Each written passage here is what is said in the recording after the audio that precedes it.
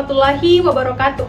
Perkenalkan, nama saya adalah Sofira, program studi Perbankan Syariah dengan NIM 2420203861206018. Video ini saya buat untuk memenuhi ulangan tengah semester mata kuliah Bisnis dan Manajemen. Pada video kali ini, saya akan menjelaskan bagaimana proses manajemen, hubungan antara fungsi-fungsi manajemen, sumber daya, peran manajer dalam mencapai tujuan organisasi yang diinginkan. Namun sebelum itu, coba bayangkan, sebuah organisasi seperti dengan tubuh manusia. Agar bisa bergerak dengan baik, maka dibutuhkan koordinasi antara otak, otot, dan organ lainnya. Begitu juga dalam sebuah organisasi. Tanpa manajemen yang baik, maka sumber daya yang ada tidak bisa digunakan secara baik. Disinilah pentingnya proses manajemen, mulai dari perencanaan, pengorganisasian, penggerakan, dan pengendalian harus berjalan beriringan untuk mencapai tujuan organisasi yang diinginkan. Nah, sekarang kita bahas satu persatu bagaimana proses ini terjadi.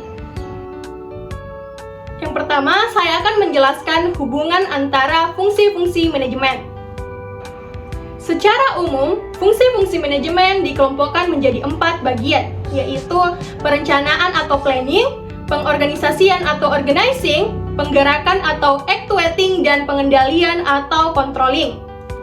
Perencanaan adalah langkah pertama dalam sebuah manajemen, seperti menentukan tujuan dan cara mencapai tujuan tersebut. Pengorganisasian mencakup pembagian tugas, penempatan karyawan sesuai keahlian, dan pembentukan struktur organisasi. Penggerakan berkaitan dengan memotivasi, mengarahkan, dan membina karyawan agar sesuai dengan rencana. Pengendalian mencakup evaluasi kerja dan pemantauan kinerja. Lalu, apa hubungannya? Hubungannya seperti ini. Perencanaan itu memberikan arah. Pengorganisasian pembentukan struktur kerja, penggerakan, penggunaan sumber daya, dan pengendalian memastikan semuanya berjalan sesuai dengan rencana.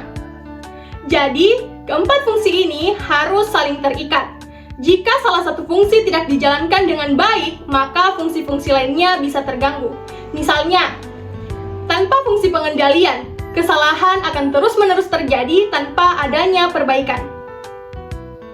Yang kedua, saya akan menjelaskan hubungan antara manajer dan fungsi-fungsi manajemen. Manajer adalah orang yang bertanggung jawab untuk mengarahkan, memastikan semua aktivitas dalam organisasi berjalan sesuai dengan rencana. Manajer sangat membutuhkan fungsi-fungsi manajemen, karena fungsi-fungsi inilah yang akan membantu manajer dalam menjalankan tugasnya. Dalam perencanaan, manajer harus menentukan tujuan dan cara mencapai tujuan tersebut. Misalnya, tujuannya meningkatkan target penjualan, maka harus dilakukan promosi dan pemasaran. Dalam pengorganisasian, manajer harus mengalokasikan sumber daya dan mengatur penggunaan sumber daya, misalnya pembentukan tim sales.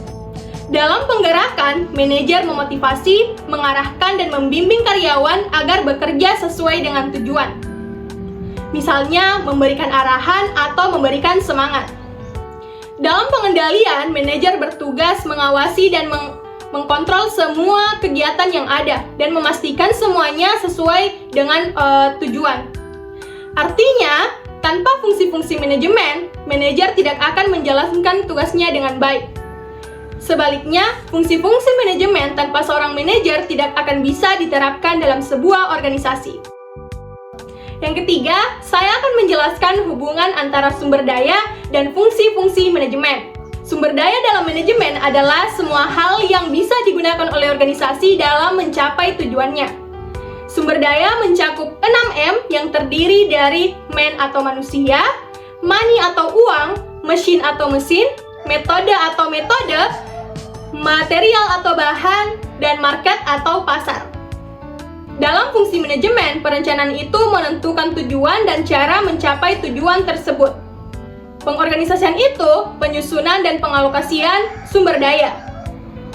Penggerakan itu mengarahkan sumber daya manusia agar bekerja sesuai dengan tujuan dan rencana.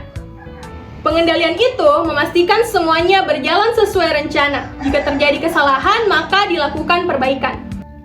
Kuncinya, sumber daya sebagai apa yang dikelola dan fungsi-fungsi manajemen sebagai bagaimana cara mengelolanya untuk mencapai tujuan organisasi yang efektif dan efisien.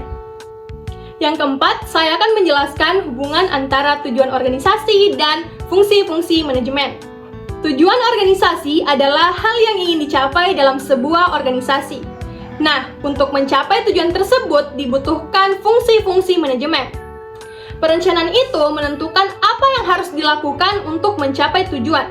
Misalnya, ingin meningkatkan target penjualan, maka dilakukanlah promosi dan pemasaran.